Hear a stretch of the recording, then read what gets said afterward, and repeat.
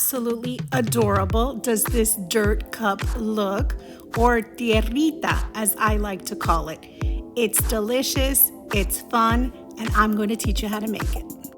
Sally that girl in the kitchen.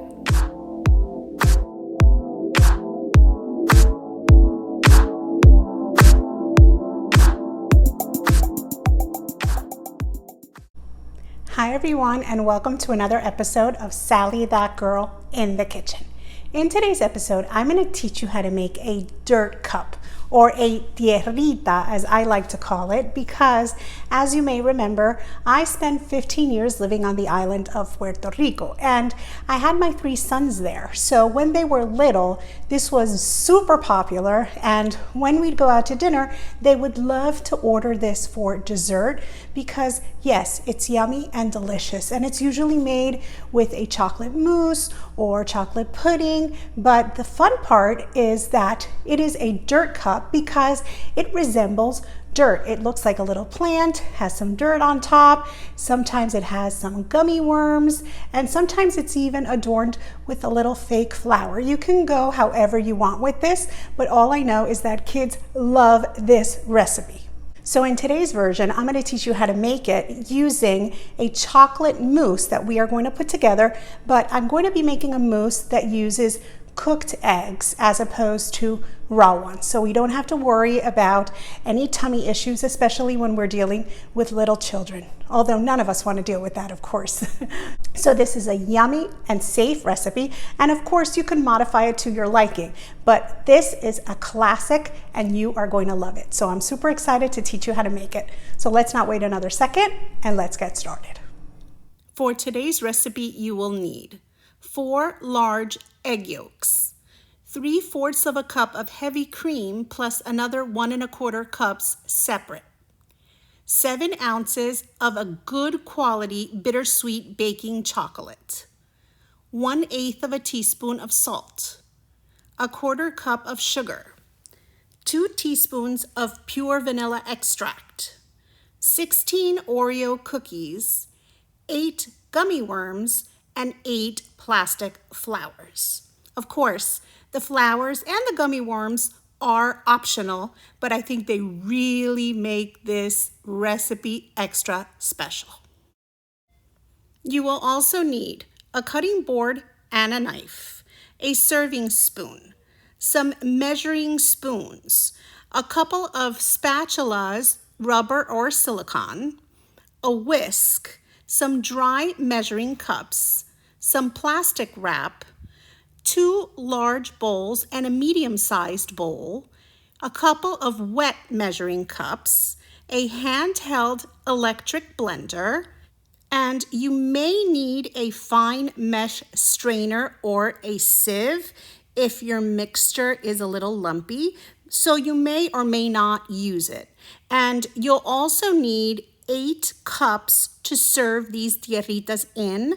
I'm using small glass cups. You'll also need a gallon-sized Ziploc bag. I'm using a freezer bag. And you'll need a medium-sized pot as we are going to be using the stove for this recipe. And finally, you will need another small bowl and a teaspoon. So now that we have all of our ingredients and tools together, let's get started. The first thing you're going to want to do is pull out your eggs from the refrigerator because you want them to come to room temperature, but you do want to leave your heavy cream in the refrigerator, and I suggest putting one of your large bowls in the refrigerator also if you have room for it. It helps whip our cream, and it just whips a lot quicker when our utensils are cold. But if it doesn't fit in your fridge, it's fine. But definitely keep your whipping cream cold. So the next thing I want to do is start prepping. So I'm going to work on my chocolate first. So I have 8 ounces, 4 and 4. So every 2 squares is equal to an ounce. So you can see that it's very simple to figure out how much chocolate I need. So I'm going to be using 7 ounces. So I'm removing 2 squares, which is 1 ounce. And then I'm going to be left with 7 ounces of chocolate. Now, if you prefer your mousse to be a little less dark, then of course you can remove another ounce of chocolate if you'd like. Or once we're adding in our whipped cream, you could always whip up some more cream and add it to your mixture, and that will definitely make the flavor of chocolate just a little more mild. But definitely this is a chocolatey dessert. It's got a lot of this bittersweet chocolate in it, and my kids have always loved it. Of course, they also have always had some pretty refined palates. So as I said, you could always add a little more whipping cream when it's time to make the cream if you want to make the chocolate flavor just a little less bittersweet. So while I've been talking away, I've been chopping up my chocolate, because doing so is going to help it melt quicker. So just give it a nice rough chop and then set it aside. Now, I'm going to work on our Oreo cookies. So I grabbed my Ziploc, a bowl, and a teaspoon. And what I'm going to do is I'm going to grab some cookies. And then I'm just going to remove that delicious Oreo cream from the cookie because we're not going to be using it in this recipe. So all I do is open up my cookie, then I use a teaspoon to scrape the cream off, and then I add that cookie into my gallon-sized Ziploc bag. So I just remove the cream, add the cookie into the bag, and then I'm just going to repeat that process with 16 cookies. Now that delicious cream I am going to save. I'm going to set it aside, put it in a little Ziploc, and I'm sure I will use it. I'll probably make my famous Oreo challah, which everybody adores, with that yummy extra cream. So now I scraped the cream out of 16 Oreo cookie sandwiches. So I have 32 chocolate discs in my bag right now. So what I do is I close my bag and then I just start crumpling up those delicious Oreo cookies. I just move the bag around and I just use my hands to break the cookies up. So what I'm doing now is I'm creating the dirt for our dirt cup. I mean, how absolutely delicious is this dirt? So what you want to do is smash them really well. You break them up with your hands, you can use your fist, and actually I sometimes grab a rolling pin and I just give them all a nice banging with my rolling pin. This is a good way to let out some frustration. Plus, how much fun is it? I mean, whenever you get a chance to smash anything in the kitchen, I don't know about you, but I take that chance. Plus, this is also kind of fun, so you could get the kids involved in this too. They could help you smash the cookies up. Definitely, it's a fun part of the job. So now, I am going to separate my egg yolks from my egg whites. So all I'm doing is cracking open my eggs, and right there, just using the shell itself, I'm just going to make sure to remove my egg whites, and then I am actually going to be using the yolks for this recipe. So then I'm going to add my yolks into one of my large bowls. And then I'm going to just repeat the process with all 4 eggs, separating the yolks from the whites. So we won't be using the whites in this recipe, so I'm just going to save those to make myself an omelet for lunch. So into my egg yolks goes my sugar. And then what I'm going to do is I'm going to be using my handheld blender and I am going to whip these up. So I always like to start nice and slow because I don't want everything splattering all over my kitchen. But as soon as those ingredients start to incorporate and I'm just using the handheld blender itself to just kind of scrape off the sides, then I just go ahead and I raise my speed to high because I want to whip these really well. What I'm looking to do is to just make this nice and fluffy and frothy, and that's going to happen pretty quickly. The whole process will take 3 or 4 minutes, but you're going to know when it's ready because the color and texture of the eggs will change completely. So when we start, they're just super runny, and then little by little, you're gonna notice that they start to thicken, and then the color will start to change. They're going to get a lot lighter. When we first put them in, they were bright yellow, but I don't know if you can tell on camera, as I continue to whip them, always on this high speed, they're starting to get thicker and the color is starting to lighten. There we go. The color is much lighter and it's just become a nice, thick, frothy mixture. This is when you know it is ready. It changes in color and texture, and now it's perfect.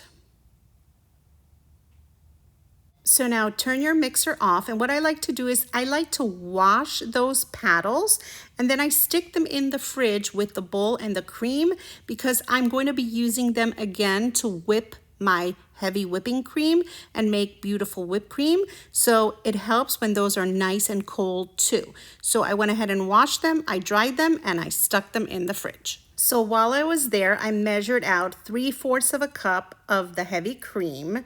And then of course I put the bottle right back into the refrigerator. And then I'm going to be using this on the stove. So I'm going to be turning my heat onto low, or if you have a simmer setting, you can go with a medium simmer. But if not, low is perfectly fine. And then right into this cream, we're going to add our pure vanilla extract, which really brings out a beautiful aroma. It's smelling amazing already.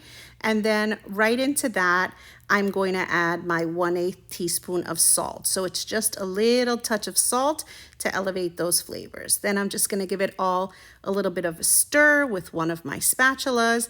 And then I'm just gonna slowly warm this cream up. So I'm not looking for it to boil. I just want it to get hot enough that I'm going to combine it with that frothy egg and sugar mixture, and we're going to temper those eggs so they do not scramble in the cream. So I'm just looking to see a little bit of steam elevating from my cream. I just want it to be nice and warm. And then of course I want to incorporate that touch of salt and the vanilla into it. And so I just stir gently, and then when I notice that little bit of steam, that little smoke coming up, then that's when I know it's ready, and I'm going to turn my heat off for a moment. So I've turned it off, and now what I'm going to do is I'm going to temper the eggs with this warm cream. So it's important that you constantly use your whisk and move your egg mixture as you add this cream. Of course, I should have put a towel under my bowl so it wouldn't move, but it's fine. So then just add your cream into it very slowly. Just continue to drizzle, and notice that the entire time I am whisking. So I'm pouring in with one hand and I'm whisking with the other, and that way I'm sure not to cook my eggs, but I'm going to bring them to a safe temperature. This is what I am doing. I'm first tempering the eggs, of course, because I don't want them to scramble. And then once I've done so and I've incorporated all of that cream into my eggs, then I'm going to be returning this mixture to my stove just to bring it up to a safe temperature so that I know that my eggs are safe to be consumed. So look at how beautiful and creamy, and they did not scramble at all. So I'm going to turn my heat back to that same low or medium simmer, and then I'm going to add this mixture right back into my pot on my stove. And as I said a moment ago, I've turned my heat back on because I do want to bring this to a safe temperature. So what is a safe temperature? When you're dealing with eggs in this type of a mixture, you're looking for your eggs to be 160 degrees. Now, I know my stove well enough to know when my mixture is warm enough, and I've made this enough times that I know exactly what I'm looking for. But you could use an infrared thermometer and just scan your mixture to make sure that it's reached 160 degrees if you are more comfortable doing it that way, that's totally fine. Now I started off with my whisk, but I'm going to switch back to my spatula because this way I can scrape down the sides. And you see my mixture is not lumpy at all. It's just nice and creamy, but it's still a bit thin. And so that's another sign I'm looking for. It just starts to thicken up ever so slightly. And then of course we're going to see, just as we did before, a little bit of steam just rising from the mixture when it becomes warm enough. So I just continually stir. Now the steam is rising. I'm sure it's hot enough. I'm going to turn my stove off and then see, look at the consistency. It's just a little thicker than we started, and it's just absolutely beautiful and creamy, and it is nice and warm, so we are safe and good to go.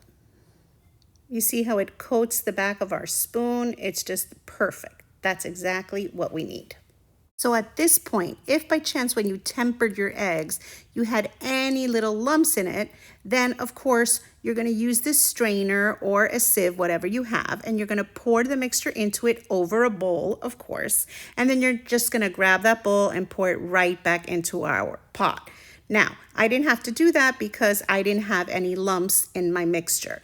So to this warm mixture, I'm adding my chopped up chocolate, and just with the residual heat from the pot itself and from this creamy warm mixture, it is going to be able to melt down that chocolate. So that's why we chopped it up earlier, because it just makes it so much easier to melt. We don't even need to turn our stove back on. All we do is stir, and then we use our spatula to just incorporate the ingredients. We scrape down the side of the pot, and then of course we just kind of press down on those bits of chocolate, and they will quickly melt with that beautiful residual heat in the pot and in this lovely creamy mixture. Now notice they quickly start to incorporate, and I have not had the need to turn on the heat at all. Of course, if you need to, then turn it on very, very low for the chocolate to melt, and then of course turn it right back off.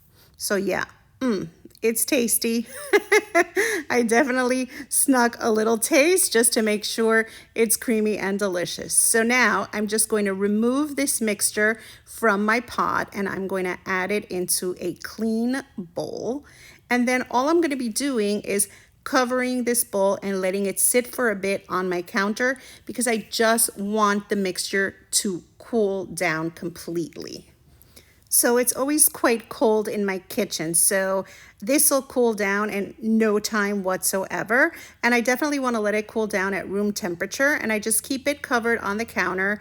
And then after a little bit, I uncover it, and then I just give it another little stir just to check on it and just to release any of that heat and help it cool down.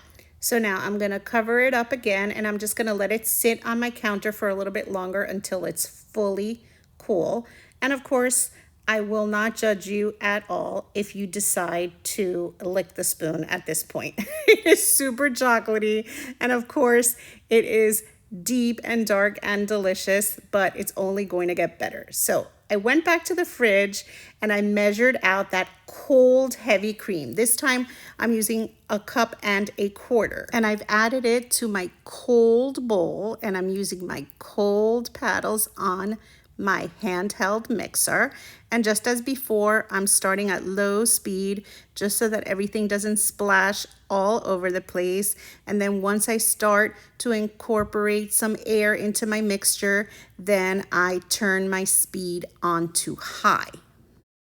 So what I'm looking to do now is to make a whipped cream, and you'll notice that I have my speed on high, but I did not add any sugar whatsoever into this cream because there's already sugar in the mixture that we created on the stove, and of course in my bittersweet chocolate there's some sugar in that too. Now if you tasted the chocolate mixture and wanted a little more sweet, then of course you could add a little bit of sugar into this whipped cream before you fold it into your chocolate. Or, as I said earlier, if you like a less deep flavor in your chocolate, then you can use a bit more cream and then whip it and add it into your chocolate mixture, because that'll definitely bring down the intensity of that chocolate. But I like it as is because it is thick and rich and really chocolatey, and I love it. And in my experience, kids love it too. So it's perfect as is. But of course, this is your recipe, so you can make it your own. Play with it as you wish. You can taste it and see if you are happy, and then modify it according to your own personal taste.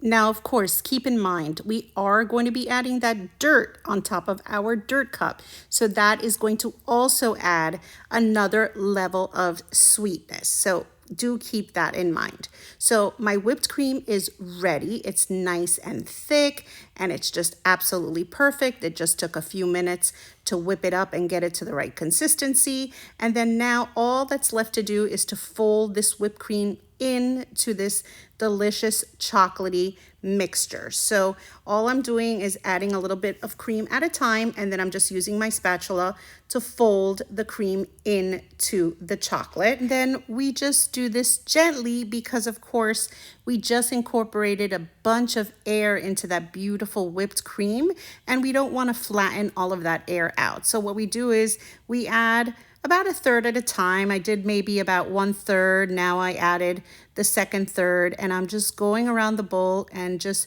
gently incorporating all of the ingredients.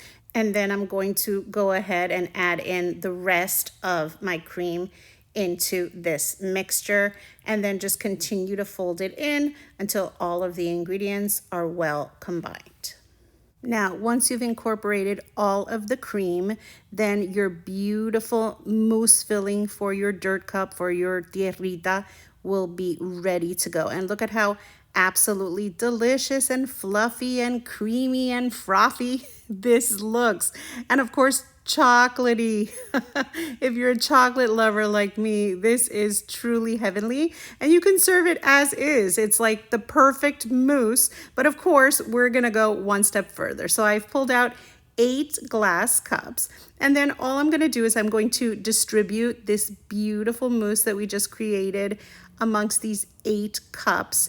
And then, of course, we're going to top them and turn them into those beautiful dirt cups that are just so much fun. And of course, as you add them to your cups, if you make a little bit of a mess, as I'm doing with the edge of the cups, then of course you can just wipe that down with a paper towel before you go ahead and top these dirt cups. So now my 8 little cups are filled and ready, and it's time to top them.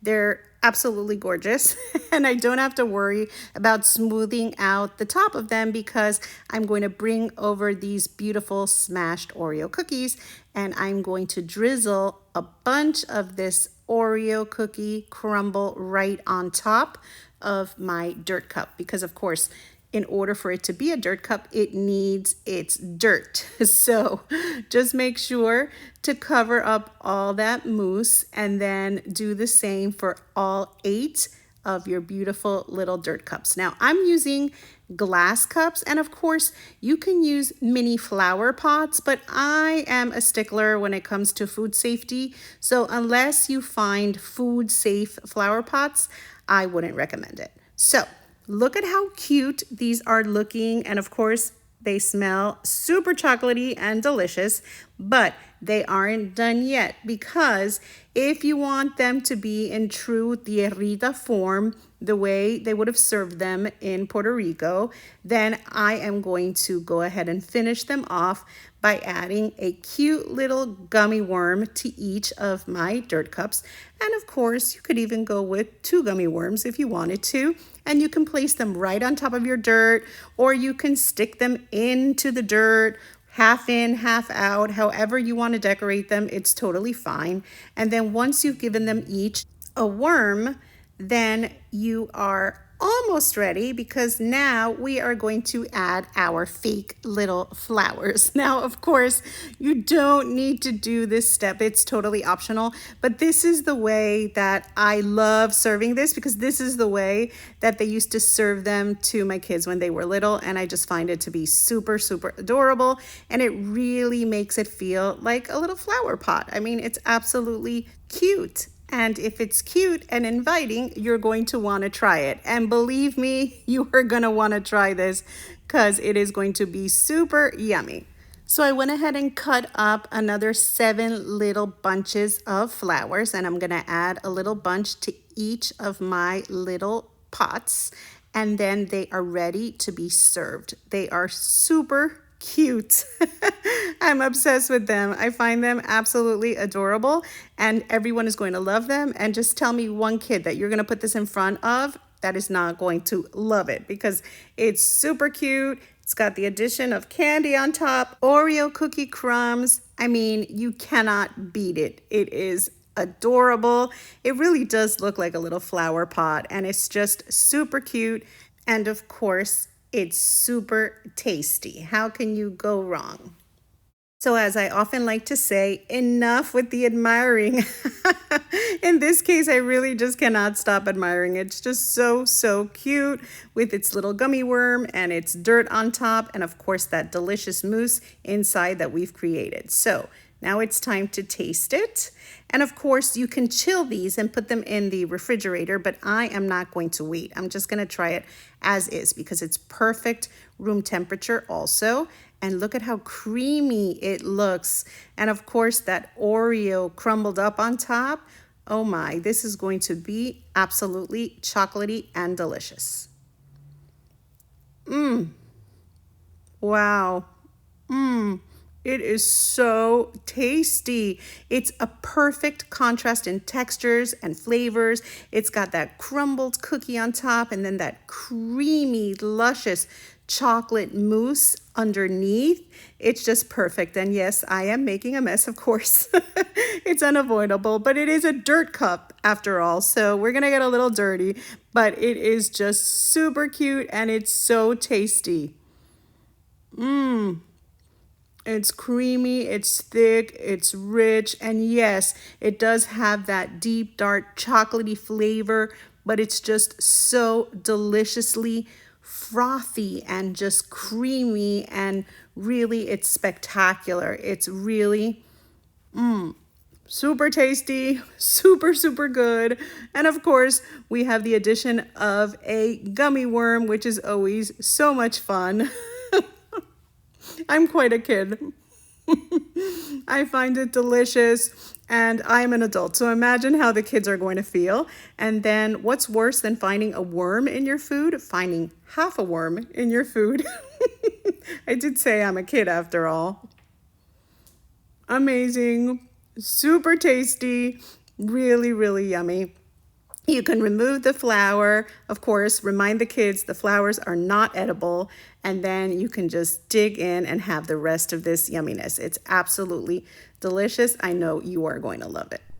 So how yummy and fun does this recipe look? I can't think of a single kid that wouldn't love eating this for dessert. And of course, I'm sure there's a few adults out there that would enjoy it as I do. It's super yummy. It's a yummy mousse, and it has, of course, that added benefit of the crumbled cookies on top. And then, of course, you get to play around and put some candy in your food, like win-win. How could you not like that? What kid would not love getting this for dessert any night of the week? It is fun, it is easy, and you're gonna love it. Trust me. No, better yet, don't trust me. You're gonna have to try to make this recipe yourself. And of course, if you've enjoyed today's recipe, don't forget to like, comment, and share my video. I love it when you like my videos. I love it when you leave me a comment. And of course, I extra love it when you share it with your friends. So thank you so much for doing that.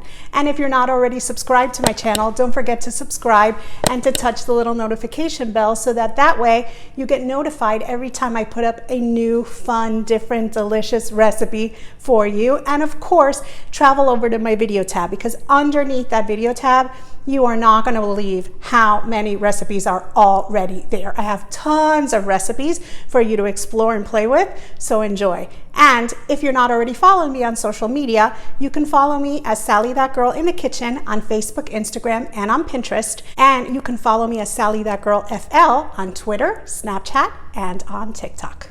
See you next time. Sally That Girl in the Kitchen.